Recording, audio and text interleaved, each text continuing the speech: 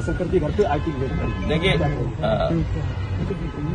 ये आईटी वालों को नाम कौन बताता है, और उनके यहाँ छापा इसलिए पड़ा है कि कुछ लोग जापान गए हुए हैं। अगर वो जापान न गए होते तो शायद छापा न पड़ता, क्योंकि पुलिस पता लग जाती, पुलिस लीक कर देती, जानकारी मिल जाती। तो ये जो जापान चले गए सरकार के लोग, इसलिए छापा पड़ गया। कारोबारी की मदद होनी चाहिए। सवाल ये नहीं कि उमा शंकर विधायक बसपा के इकलौते विधायक, सवाल ये नहीं उमा शंकर पे छापा पड़ा। बीजेपी का कोई अगर है तो उसमें छापा नहीं पड़ता। बीजेपी को खुश कर दो, कभी छापा नहीं पड़ेगा। आप बताइए, बगल में सब गुटखों वालों के यहाँ जीएसटी की पुलिस लगी थी, नहीं लगी थी? एक सुनने में आ रहा, कुछ सरिया वाले थे जो सबसे ज्यादा चंदा बीजेपी के देते थे, उनके भी छापा पड़ा था। ईडी, इनकम टैक्स, सब कुछ।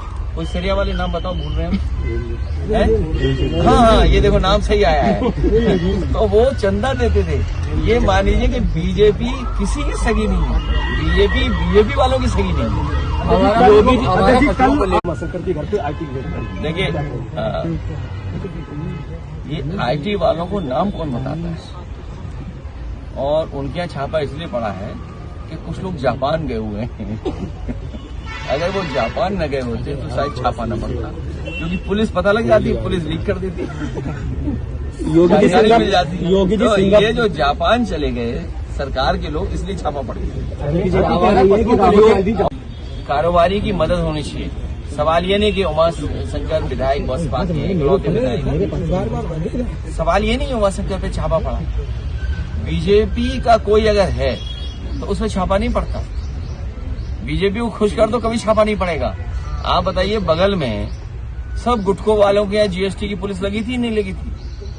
एक सुनने में आ रहा, कुछ सरिया वाले थे जो सबसे ज्यादा चंदा बीजेपी के देते थे, उनके भी छापा पड़ा था।